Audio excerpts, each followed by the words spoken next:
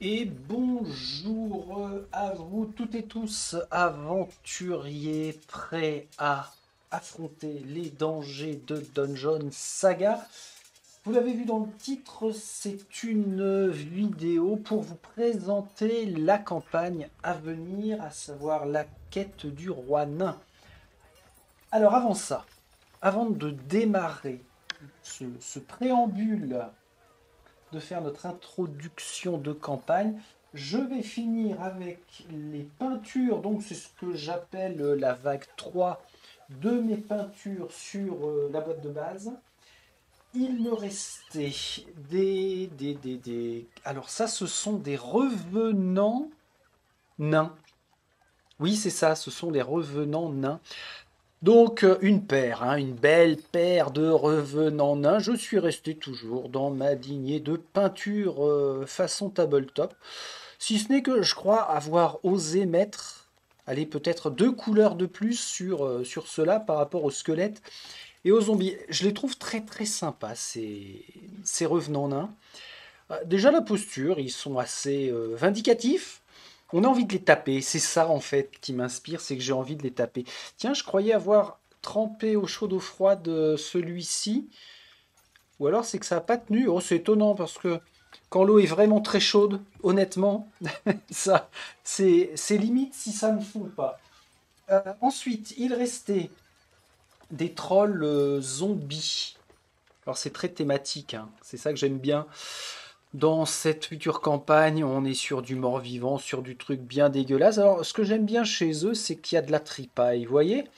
Ils n'auront plus jamais mal au ventre, ils peuvent bouffer tout ce qu'ils veulent, il n'y a aucune crainte. Alors, eux, ça a été de la grande surface à peindre. Ça me gêne pas plus que ça. Et non, je n'ai toujours pas franchi le pas avec un aérographe. Je reste au pinceau avec un badigeonnage. Ça me convient. Honnêtement, ça me convient. Toujours en tabletop, bien sûr. Eux sont prêts à nous balancer des rochers dans la tronche. On verra ça, les gars. On verra si vous êtes capables de nous toucher. Oh, oh, dit-il, bien sûr, avant de mourir. Et puis nous avons nos quatre boss qui vont être affrontés dans la boîte de base. Je commence par El Chara. Alors, je ne me suis pas embêté, j'ai pris le livre de quête et j'ai checké un petit peu la façon, enfin l'ordre dans lequel on allait rencontrer les uns les autres. Alors, la première boss, ce sera El Chara. J'aime bien sa posture, mais je ne suis pas satisfait du choix de couleur que j'ai pris sur son bustier pour sa tunique. J'ai pris un topaz, non, je sais plus la couleur du bleu, que turquoise, que j'utilise mais quasiment jamais, jamais, jamais, jamais. Bon, je me suis dit, allez, ce sera l'occasion. El Shara, bienvenue. Alors après, j'aime bien la créature en elle-même. Elle est assez, pas mystérieuse, mais enfin, on verra. Ah tiens, c'est marrant. Là, on dirait que ça fait un crâne, alors que pas du tout. Ce sont juste deux trous qu'il y a dans sa robe. Donc, El Shara, c'est une Banshee. On verra de quoi il en retourne. Après, je sais que à un moment ou à un autre, lorsque nous serons bien avancés dans les profondeurs du donjon, on va rencontrer un chaman troll zombie, rien que ça sur le CV, qui est... comment tu t'appelles, toi? Hogar. Pas Odor, mais Hogar. Alors lui, il est mastoc, hein. Franchement, mastoc, si on prend par exemple un revenant nain que l'on met à côté, mine de rien, il va falloir, à mon avis, galérer un peu pour le défaire celui-ci, à moins qu'on ait pas mal de peau, mais je n'y crois pas. J'aime bien son bâton. Il est relativement simple, mais j'aime bien. J'ai à la limite plus hâte de l'affronter que sa copine El Shara. Donc ça, c'était Hogar. En troisième, il faudra que l'on s'occupe des abattis de Grund. Alors Grune, c'est le roi nain mort-vivant. Plus ça va, plus ils ont des noms à rallonge. Roi nain mort-vivant pour lui. Alors lui, je l'aime carrément. Euh, je- J'allais dire, je sais pas. Si, je sais, sa posture m'inspire. Son attirail et la façon dont il est vêtu, ça m'a inspiré. J'aime bien sa couronne. Lui, il est cool. Donc ce sera le troisième boss que nous allons affronter. Ah tiens, on pourra même tirer des flèches à travers. Coucou! Regardez, on voit les potes au travers. Ouh, c'est cool. Alors, attention quand même à pas trop se moquer parce que il doit en avoir sous le pied lui. Et puis enfin, The Big Boss que j'aime particulièrement, c'est bien sûr Morty Brice, nécromancien humain. Alors lui, je l'aime beaucoup par rapport à sa simplicité. C'est-à-dire qu'il n'a pas une posture de fou, il est là pour faire le job, hein. On voit qu'il est en train d'incanter et de lever un tas d'os, il lève un cadavre. Il est plutôt serein, c'est ce qui pourrait être relativement inquiétant en fait. Il a l'air jeune et il n'y a pas de grosses épées, de lourdes haches. Non, non, non, non, non. Je pense qu'avec son bottin sous le bras, là, il va falloir vraiment, vraiment s'en méfier. Alors, j'ai pas regardé leurs capacités aux uns et aux autres. Je préfère me laisser la surprise. Mais nous avons maintenant nos quatre boss qui sont finis. Et en parlant de finition, ça veut dire que j'ai fini l'intégralité en peinture de la boîte de base. Donc ça, c'est vraiment très très bon. Je ne pensais pas, par rapport à mon planning, pouvoir avancer et finir Mortibris et Grund, le roi nain. Ces deux-là, ça doit faire 4 jours qu'ils sont terminés. Et donc, c'est une bonne surprise pour moi, ce qui fait que je me présente devant vous pour la présentation de notre future campagne. Alors, future campagne avec un S, quand même. Pardon, je vais vous enlever, vous. Future campagne avec un S, parce que j'ai réfléchi par rapport aux boîtes que je possède en extension. La première campagne va être tout ce qu'il y a de plus classique, puisque je vais faire tout d'abord la quête du roi nain, et ensuite le retour de Valendor, puisque ça suit un schéma logique. Donc ce sera celle-ci, cette première campagne. Donc le retour de Valendor va nous proposer, c'est ici que c'est marqué, replonger dans les profondeurs, 6 nouvelles aventures. Donc 6 et 6, 12, 13, 14, ça fait 14 aventures pour la première campagne. 14, 15, 16 en comptant les deux aventures de préambule que je rejouerai pour être vraiment, vraiment d'équerre et puis ça me fera un petit mémo sur les règles.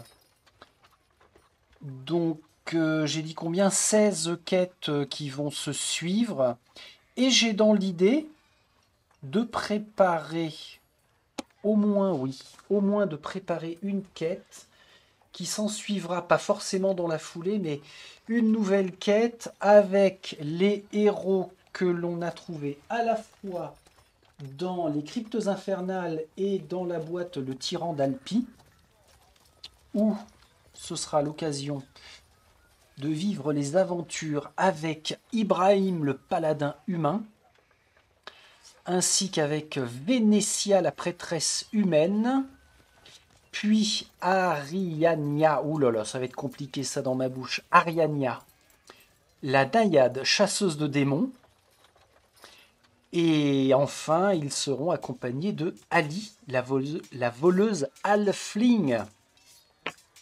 Donc je trouve que l'idée est sympa de scinder en deux quêtes complètement différentes, avec des héros complètement différents. Je ne pense pas que le doublon en soins que vont faire Ibrahim et Vénétia, puisqu'on a Paladin et Prêtresse, tous deux sont capables de lancer des sorts, mais c'est pas grave. Je pense que ça peut être vraiment très sympathique à jouer. Puis en plus, j'aime bien le look des uns des autres, sauf un peu moins Miss Ariania, mais elle peut être intéressante quand même sur le terrain.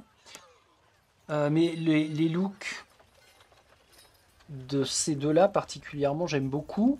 Et puis le côté un petit peu fourbe et mystérieux de Ali, avec ce respect vraiment total de l'échelle, ça me plaît beaucoup. Alors, j'ai tout à préparer puisque je n'ai pas, vous le voyez, aucun héros, aucune figurine qui sont dans la boîte de base, notamment, alors je crois que c'est celle-ci. Ça, ce sont les cryptes infernales. Voilà, c'est bien ça. J'ai tout à préparer, mais je l'anticiperai ça quand même pour, pour être prêt. Et l'idée, c'est que une fois que j'aurai fini une fois que j'aurai fini la quête du roi nain, je pense que je ferai une pause, à moins que je n'ai plus vraiment de jeu à disposition le moment venu. Mais je ferai certainement une pause pour passer à autre chose. Et puis je sais que ma seconde campagne sera prête à faire feu. Par rapport au livre du compagnon, ce que nous proposent les différentes options, j'ai pas encore fini tout à fait de checker tout ça, mais peut y avoir des choses vraiment sympas par rapport à l'évolution des héros. Je m'attendais à trouver pour être honnête, quelque chose de plus plus. Vraiment en plus plus. Mais encore une fois, je n'ai pas fini de le triturer ce compagnon, donc il y aura, je pense, de bonnes surprises. Euh, Qu'est-ce que j'oublie? Non, on est bon.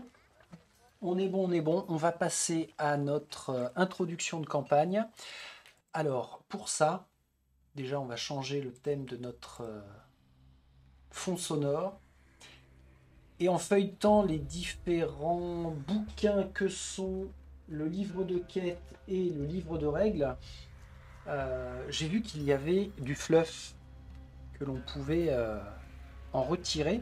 Et c'est assez sympa ça.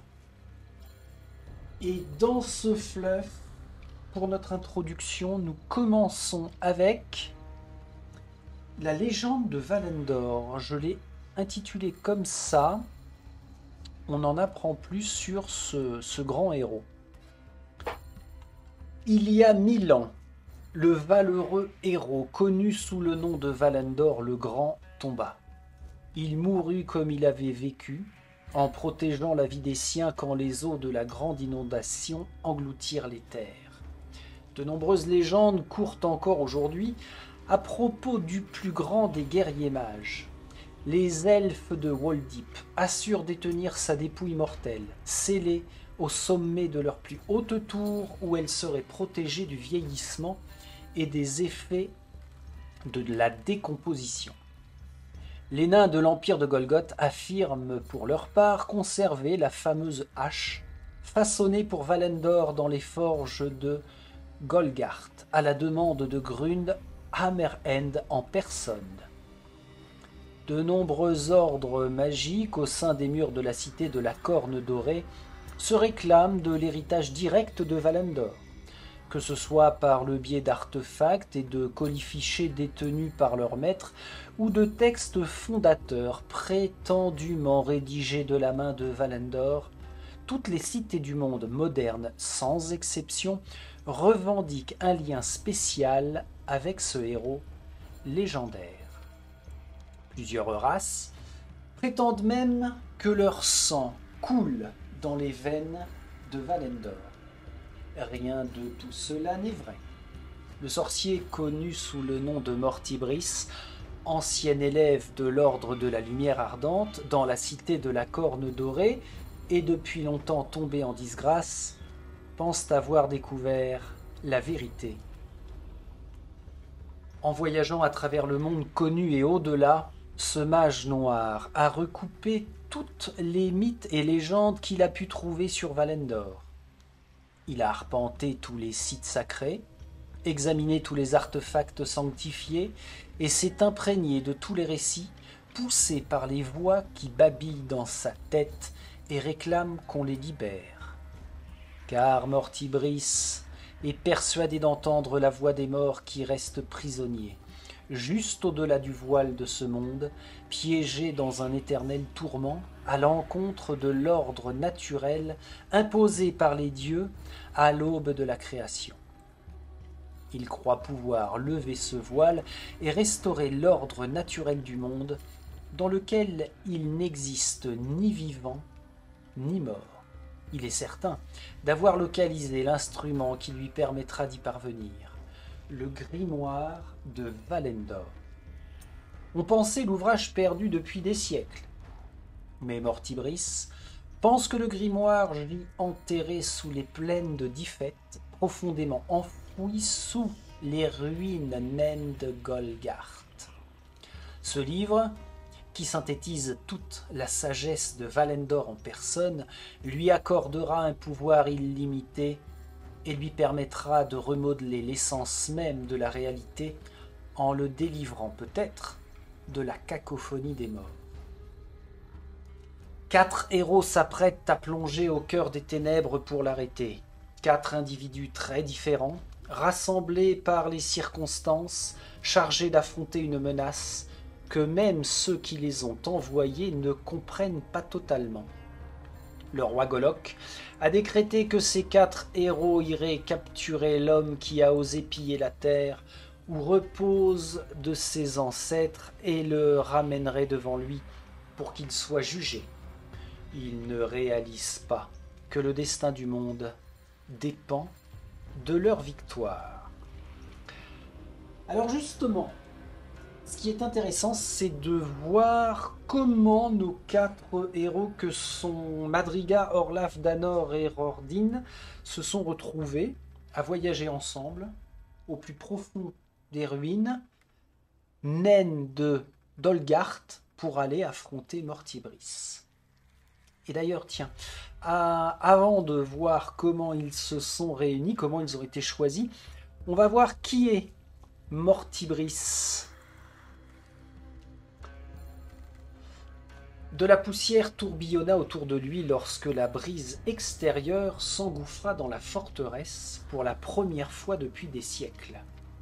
Les os de cadavres très anciens jonchaient le hall, mêlés aux débris d'air révolu.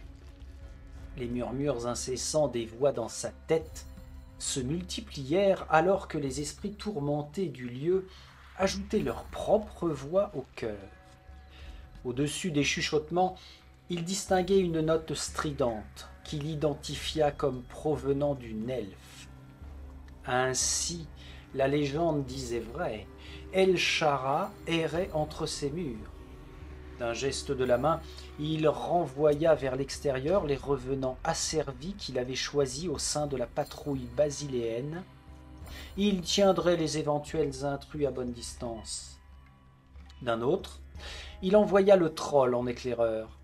Il n'avait aucune raison de s'exposer dès maintenant, avant d'avoir évalué la menace que représentait l'esprit elfe et les protections qu'elle avait pu mettre en place dans la forteresse avant sa mort. Il était si proche qu'il pouvait presque le sentir. Quelque part sous ses dalles et ses pièces en ruine se trouvait l'objet de sa convoitise. À celui qui le possédait, le grimoire accordait un pouvoir illimité et la somme de toute la sagesse du plus grand mage à avoir foulé le monde des mortels. Le père de la magie et la plus grande légende des races civilisées. Mortibris avait l'intention de révéler tous ses secrets avant de restaurer l'ordre naturel du monde et de faire taire à jamais les voix dans sa tête. Il sourit en s'engageant à la suite du troll. Il n'en avait plus pour longtemps maintenant. Voilà Mortibris, bien décidé à aller chercher le livre, cette relique sacrée.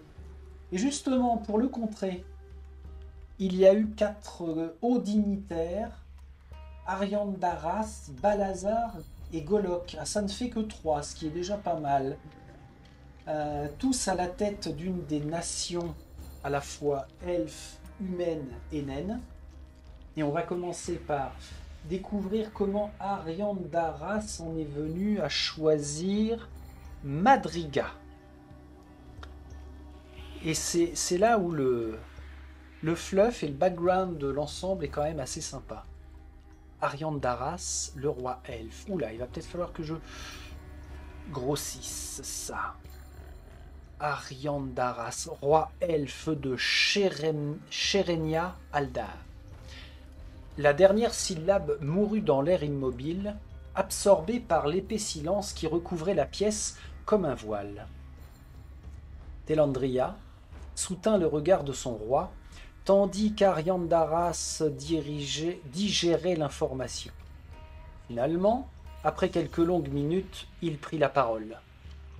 Donc, si je comprends bien, un sorcier humain s'est introduit sur le site qui abrite notre plus précieux artefact, qui se trouve sous notre garde depuis près de 10 siècles, et nous n'avons pas la moindre idée de ses motifs. De plus, il semblerait que l'artefact en question soit en fait une imitation sans valeur, ou qu'il ne soit pas ce que nous avons toujours pensé qu'il était. Et cela aussi, nous ne l'avons compris qu'à cause de cet étranger. Telandria hocha légèrement la tête en signe d'acquiescement. Et tout ce que nous savons, c'est que ce sorcier est originaire de Basilea. C'est exact, monseigneur. Sa magie est teintée de la couleur de la corne dorée. Je le soupçonne de ne pas y avoir résidé depuis bien des années, mais c'est de là-bas qu'il vient, et c'est là-bas qu'il retourne à présent. Ariandaras soupira en enlevant une poussière imaginaire de ses robes. « Que voulez-vous que je fasse, Telandria ? Si cela s'ébruite, les conséquences seront terribles, et pourtant, je ne peux pas laisser passer un tel affront. Sire, il me semble que Madriga vit toujours dans la cité de la Corne Dorée, n'est-ce pas ?» Ariandaras grogna. « Oui, et alors ?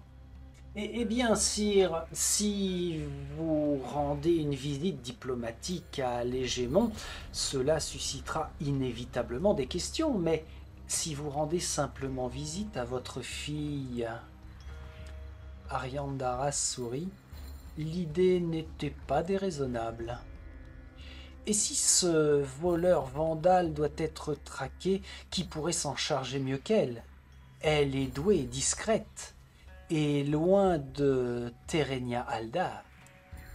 Soit, je partirai à l'aube. Peut-être ma fille se sera-t-elle adoucie au cours des dernières années. Pour notre bien à tous, sire, j'espère que non. Voilà qui laisse présager que Madriga est quand même une sacrée rebelle. Alors ensuite, on va aller du côté humain, chez Balazar. Balazar, qui est le roi?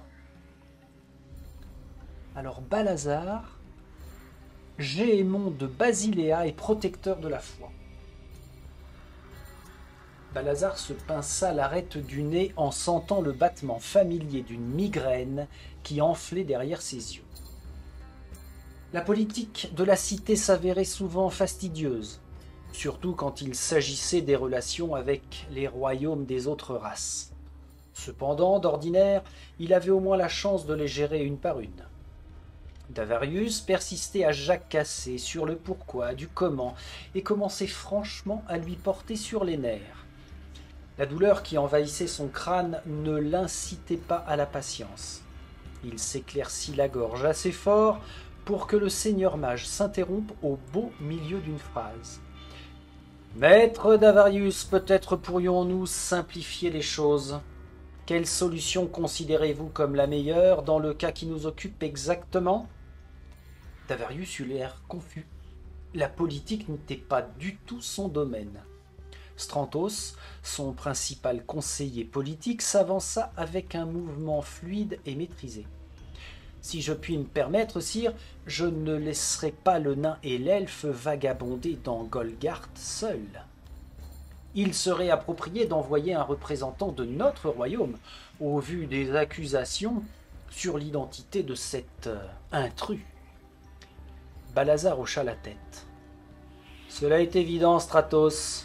Mais qui envoyer ? Monseigneur, si vous me permettez, reprit Davarius. Il faut envoyer quelqu'un doué de talents magiques. Si le seigneur Ariandaras a raison, des énergies magiques sont à l'œuvre là-bas. Cela avait du sens. Mais il n'y avait qu'un seul problème, et Strantos le souleva avec son tact habituel. Mais la route peut être dangereuse. Même le seigneur Ariandaras a été attaqué. Cette expédition se jette dans la gueule du loup. Si l'on doit envoyer un sorcier, il aura besoin d'une forme de protection, autant contre ses alliés que contre les dangers qu'il va affronter à leur côté. Mais un paladin ou un garde de la chambre, intervint calmement Balazar. Les conséquences sur le moral seraient désastreuses. Faisons appel à un tiers, quelqu'un de la guilde des mercenaires peut-être. La suggestion fit sourire Balazar. Oui. Comment s'appelait ce barbare, Strantos? Celui qui a massacré les maraudeurs orques le mois dernier. Je crois que c'est Orlaf, sire.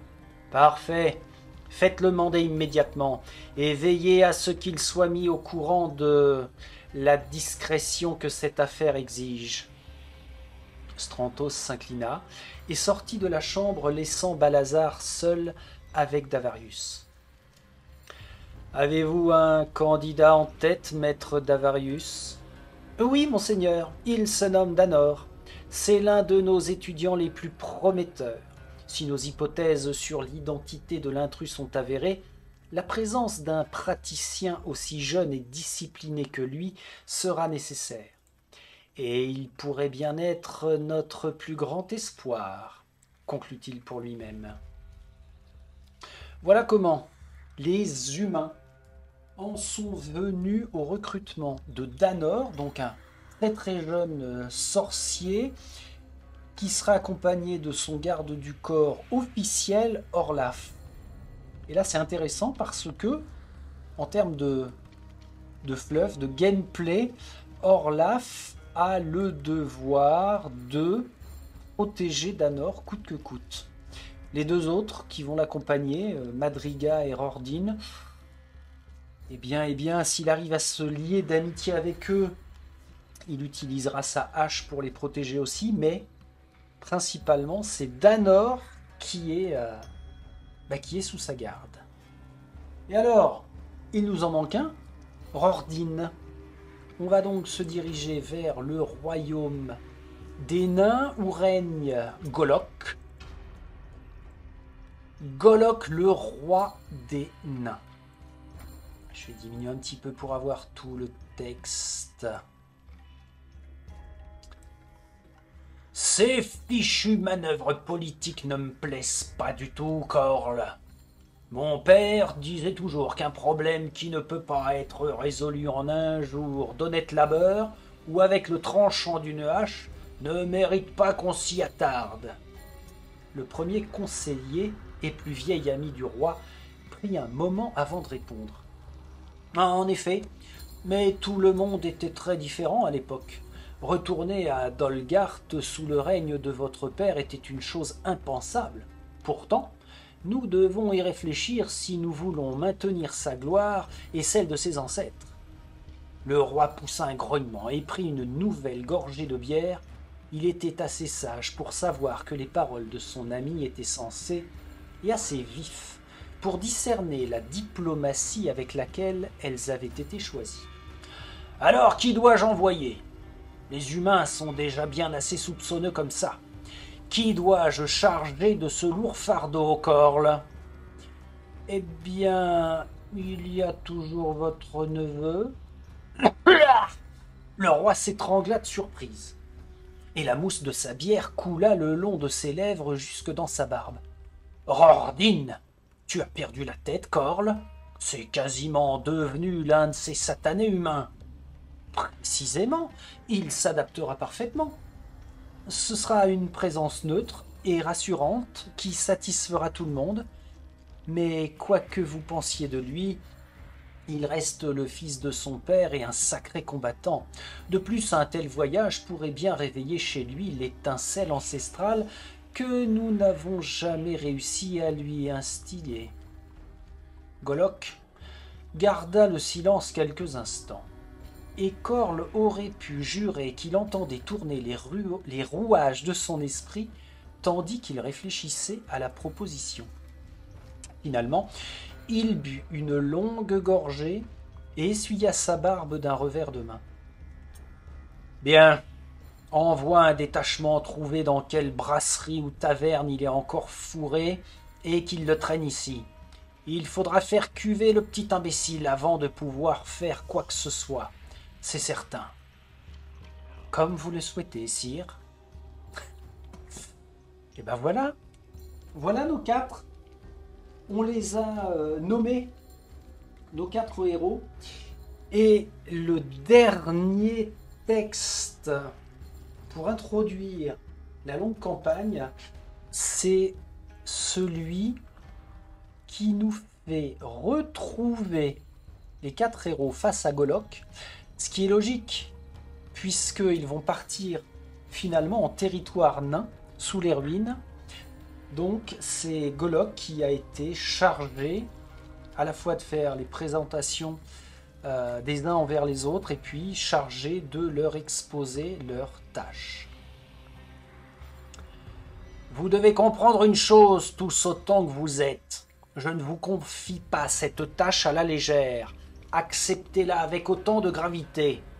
Vous allez fouler un sol sacré et vous lui témoignerez tout le respect qu'un tel lieu mérite. Le regard du vieux nain les sonda un par un, défiant quiconque de le contredire. Le barbare bâilla avec ostentation tandis que l'elfe se contentait de le dévisager. Pas un de ses muscles ne frémit, ni ne trahit le moindre signe qu'elle écoutait bel et bien. Son maudit neveu avait l'œil hagard et Golok se demanda distraitement de quelle taverne il avait dû le tirer cette fois. Le mage humain était le seul des quatre à paraître un tant soit peu impressionné ou même attentif à ses paroles. Les yeux du jeune homme étaient grands ouverts et son visage était pâle. Il hocha vigoureusement la tête pendant plusieurs secondes avant de s'apercevoir que les autres ne réagissaient pas avec autant de conviction. Il redevint alors immobile. Golok secoua la tête, puis haussa le ton en reprenant la parole. Il remarqua avec satisfaction le sursaut de Rordrin. Les ruines de Dolgart ont été souillées, et il semblerait que les coupables pratiquent les arts impies. Les morts ne doivent pas arpenter la demeure de mes ancêtres. Le sommeil éternel du roi Grund ne doit pas être troublé. Vous devez vous y rendre, trouver la source de cet affront et y mettre un terme. Alors qu'il marquait une pause pour reprendre son souffle, une voix l'interrompit, dégoulinant d'arrogance. L'hégémon de Basiléa avait l'habitude d'une obéissance et d'une adoration absolue. C'est pourquoi il avait du mal à traiter avec le roi nain bourru. Il ne s'agit pas que d'un affront fait aux nains. Nos alliés de Terenia Aldar nous ont fourni les preuves que nos propres guerriers saints étaient tombés sous la coupe de cet infâme sorcier. Je ne le tolérerai pas. Vous m'apporterez la tête de cette maudite créature et je la ferai brûler. Une troisième voix s'éleva, mélodieuse et mesurée, et chaque syllabe qu'elle prononçait était douce à l'oreille. Dans un autre âge, les miens connaissaient bien la forteresse. Il était possible que certaines traces de leur passage s'y trouvent encore. Je demande la permission pour ma fille de ramener librement tout artefact elfique qu'elle y trouvera pour qu'il retrouve sa place légitime. Golok émit un son désapprobateur en les regardant les uns après les autres. « Je n'ai que faire de votre ridicule orgueil d'humain, ni de vos babioles elfiques. Mon neveu s'assurera que ce sorcier paye le prix qu'il mérite, puis mon peuple marchera pour reprendre possession de Dolgart. » « Attendez un instant, » protesta l'hégémon. « Ce n'était pas ce dont nous avions convenu. Les plaines de Dyfet restent un territoire neutre, comme vous le savez parfaitement. Votre neutralité ne m'intéresse pas, coupa le roi nain. Pour ce que j'en sais, tout cela pourrait très bien être qu'une de vos satanées ruses pour envoyer votre mage et votre mercenaire là-bas et souiller l'héritage de mes ancêtres. Mais seigneur, la voix était calme, mais pleine d'assurance. On pouvait sentir sous son apparente légèreté une intense fermeté qui formait un contraste saisissant avec l'âge et l'apparente fragilité de celle qui parlait. Ces querelles doivent cesser. Si Métal cherche bel et bien quelque chose à Dolgart, il doit s'agir d'une chose assez précieuse pour valoir tous ses efforts. Il doit absolument être arrêté. Un rot retentissant résonna comme un coup de tonnerre dans la petite pièce et se répercuta contre ses murs. Tous les yeux se tournèrent vers le barbare qui affichait une indifférence amusée. « On y va, oui ou non ?» Le roi nain allait répondre, mais Madrigal le devança. « Mon malappris de partenaire a raison. Si cela vous convient à tous, peut-être devrions-nous nous mettre en route et laisser vos estimables seigneuries discuter entre elles des subtilités politiques. » Et voilà comment Madrigal, Orlaf, Danor et Rohrdin ont été chargés d'aller arpenter les ruines. Alors, il faudra que je me remette le nom en tête parce que ça va pas être évident. Donc nos héros, on va s'y intéresser maintenant à nos 4 héros. Ils sont là. Ils sont prêts à faire feu. Oh, il y aura peut-être 2-3 modifications notamment au dé. Je ne suis pas sûr d'attribuer exactement ces dés de couleur, mais peu importe. Alors nos héros, on va les retrouver à la taverne. C'est là qu'ils sont. Alors, je pense qu'il faut que je mette un petit peu plus de son pour cette taverne. On va commencer par qui? On va commencer par Danor, je crois. Alors, pourquoi Danor? Parce qu'on a un petit fleuve pour en apprendre plus sur lui. Donc Danor, c'est notre sorcier humain. Pour mémoire, le revoici. Alors, on sait qu'il est jeune, hein, Danor, mais il a l'air d'en vouloir quand même pas mal.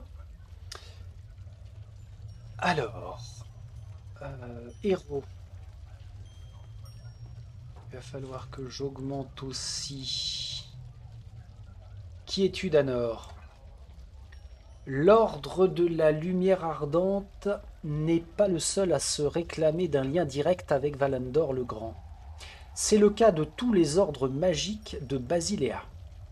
Ce qui distingue l'ordre de la lumière ardente des autres, c'est qu'ils n'acceptent que les candidats qui descendent directement des guerriers et des disciples du héros légendaire. Danor est l'héritier de l'une de ces lignées. Le fait que sa famille n'ait jamais rendu la chose publique en fait un cas inédit.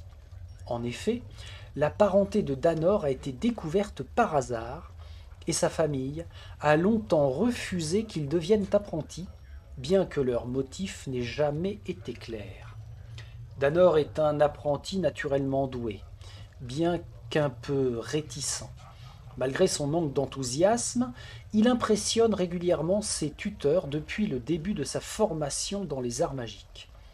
Comme il est le plus modeste des étudiants de l'ordre, en termes d'origine comme d'aptitude, le maître avisé de celui-ci a déclaré que c'était lui qui devrait se rendre dans les halls de Dolgart à la recherche de leur ancien protégé.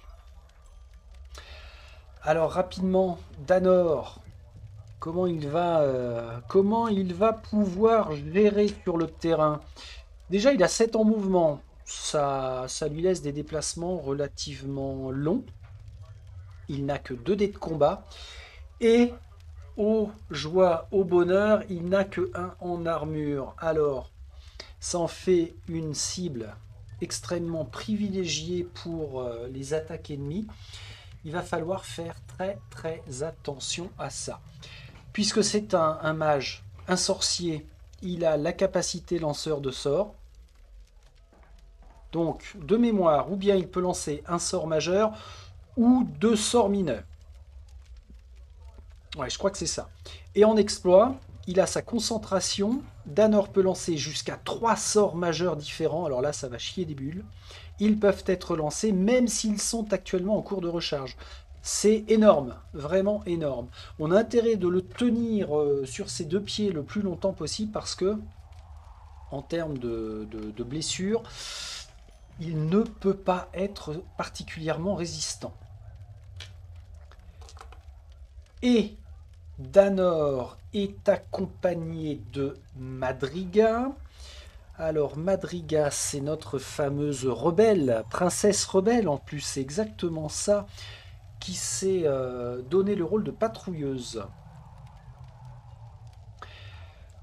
Madriga, originaire de la cité de Terenialdar, connue des autres races sous le nom de Woldip, Madriga a été bercée, comme tous les elfes, par les légendes du puissant Valandor.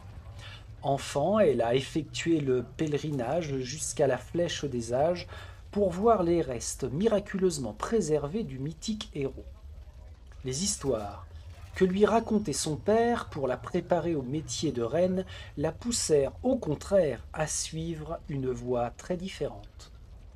En s'enrôlant dans la célèbre garde maritime, Madriga s'est forgé une réputation de guerrière et de meneuse farouche. Puis, elle a réalisé que les formalités et les cérémonies constantes qu'exigeait sa position et son ascendance noble étaient aussi accablantes qu'abrutissantes. Après être devenue la plus jeune capitaine de flotte de l'histoire de la garde, elle a décidé de quitter son poste pour voyager de par le monde en quête d'aventures comparables à celles qui avaient émaillé son enfance. Alors Madriga, c'est une patrouilleuse donc, archère, tireuse. 8 en mouvement, c'est elle qui sera à même de se déplacer le plus loin sur le terrain. Dés de combat corps à corps, elle en a 3, alors qu'elle peut lancer 4 dés pour des tirs à portée longue. Elle a 2 d'armure, ce qui est un petit peu mieux par rapport aux sorciers, mais rien de délirant. En dés de combat, elle est pas trop mal quand même. Elle est vraiment pas trop mal. En termes de blessures, elle n'encaissera pas beaucoup non plus. Et son exploit, la pluie de flèches, toujours une fois par partie seulement. Madriga peut tirer 3 fois au cours du même tour. Résolvez chaque tir avant de choisir la cible suivante. 3 fois ne veut pas dire uniquement sur des cibles différentes d'ailleurs. Elle fait son premier tir, on le résout. Elle peut choisir une autre cible ou même retirer sur le même. J'ai d'ailleurs souvenir que l'on peut tirer sur certains décors. Il faudra que je revoie cette règle, mais elle pourrait éventuellement aussi détruire des décors si ça peut servir sur le terrain.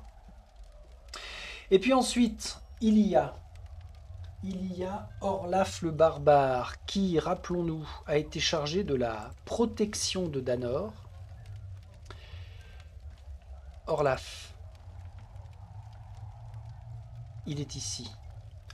Comme beaucoup de gens de son peuple, Orlaf gagne sa vie en tant que mercenaire, mettant ses talents au service du plus offrant.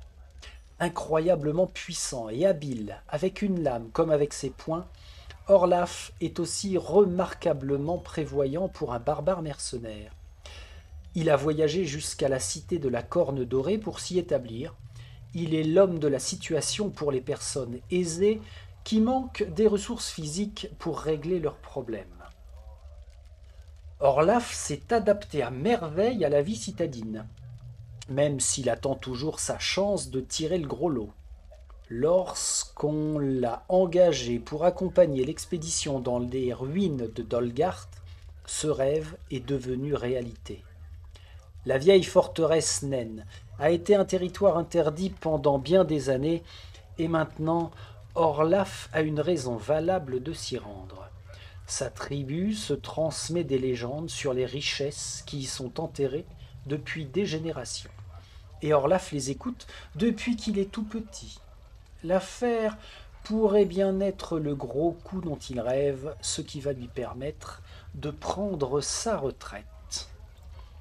Alors Orlaf ne va pas faire dans la dentelle. Il est plus costaud que le sorcier et que la patrouilleuse. Il a un mouvement de 7, c'est normal, c'est un humain, comme le sorcier. En dés de combat par contre, attention les yeux, il va tabasser à 5 dés. Son armure est plutôt faible par contre, donc on le classe dans la catégorie des DPS sur le terrain. Et puis enfin son exploit, il peut faire une tornade en effectuant une attaque à 4 dés distinctes contre chaque figurine ennemie adjacente à lui, y compris les ennemis dans son arc arrière. Aucun modificateur ne s'applique aux attaques d'Orlaf, mais les jets des défenseurs sont modifiés normalement. Ça veut dire que même s'il a une pénalité par rapport à son seuil de blessure, sa tornade n'en tiendra pas compte. Donc ça c'est bien. Ça c'est bien. Si le jet 2D contre chaque figurine passe, il peut faire un nettoyage assez énorme. Et en parlant d'énormité, oh, j'exagère quand même parce que les nains ne sont pas si énormes que ça. Disons qu'ils sont bien en chair. Et alors, celui qui va compléter ce quatuor, c'est le guerrier nain Rordin, neveu du roi Golok. Rordin vit parmi les humains de la cité de la Corne Dorée depuis si longtemps qu'il a commencé à faire sienne les coutumes et leurs attitudes, au grand agacement de son roi. Neveu de Golok en personne, Rordin a toujours été considéré comme le mouton noir de sa noble famille. Certains chuchotent même que sa mission diplomatique dans la capitale basiléenne ressemblait plus à un exil qui l'empêcherait de couvrir en permanence sa famille de honte. Si la plupart des nains sont des individus renfrognés et bornés, Rordin, lui, est véritablement enjoué et féru de relations sociales, à condition qu'elles impliquent de la bière forte.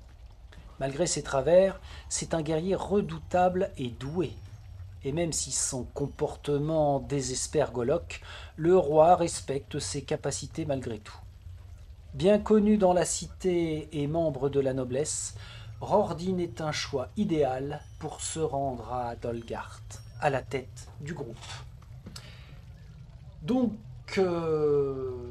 contre toute attente, c'est quand même Rordin qui va mener la compagnie. Donc c'est lui que je prends pour chef. Vous savez que j'aime bien déterminer un chef parmi mes compagnies. Et bien là, c'est Rordin. Alors pourquoi Rordin? Parce que le maximum d'initiative quant à la constitution de cette quête au sein des ruines, c'est le roi nain Golok qui l'a prise, et donc c'est lui qui a nommé son neveu à la tête de tout ça. Alors, Rordin, c'est un guerrier. Bon gros vieux guerrier, c'est un tank, un pur de dur, parce qu'il a 4 en armure, donc c'est lui qui est à même d'encaisser un maximum de coups. Sa barre de blessure est la mieux remplie par rapport aux autres. 6 de mouvement, petite jambe, petit déplacement, mais enfin 6 sur le terrain, visiblement c'est quand même très très bien. En dés de combat 4, il est à même de faire pas mal de dégâts. Alors 4, c'est la même valeur que pour les tirs de Madriga. Donc c'est raisonnable. Hein. Et puis, son exploit, on ne passe pas. Rordin ne peut plus être blessé pour le reste du round en cours. De plus, On considère que tous les serviteurs ennemis adjacents à lui ont joué leur tour de ce round. Ils ne peuvent pas jouer d'autres tours lors de ce round pour quelque raison que ce soit. Alors là, c'est un petit peu particulier en mécanique. Je pense qu'il va me falloir des marqueurs parce que... Premier élément important, ne peut plus être blessé pour tout le reste du round en cours. Donc ça veut dire que les attaques à distance ne pourraient pas le blesser. Mais en plus, tous les ennemis adjacents doivent passer leur tour. Donc il faudra que je mette un mémo sur le terrain, un jeton ou quelque chose. Parce que si c'est Rordin qui démarre le tour complet pendant son round, il active son exploit. Après, il y a 3 autres héros à jouer, plus les éventuelles interruptions de Mortibris. Donc oui, ça c'est une mécanique à laquelle il va falloir que je fasse attention. Eh bien, voilà qui clôt notre introduction de campagne, la quête du roi nain. S'en suivra donc le retour de Valandor. Le terrain est prêt, c'est-à-dire que je vous présente. J'avais fait un déballage de ce qui me venait suite à un achat chez Dungeon Factory. Dungeons avec un F Factory, donc tous ces éléments 3D là qui s'assemblent effectivement très simplement. Pas de déception vis-à-vis de ça. Et ça va me permettre de vraiment créer des donjons, des terrains modulaires. Et c'est vraiment parfait pour Dungeon Saga parce que vous voyez que ça prend vraiment tout son sens. Donc ça c'était aussi pour vous montrer comment ça allait se passer dans la toute première aventure A. Je vais les rejouer vraiment complètement.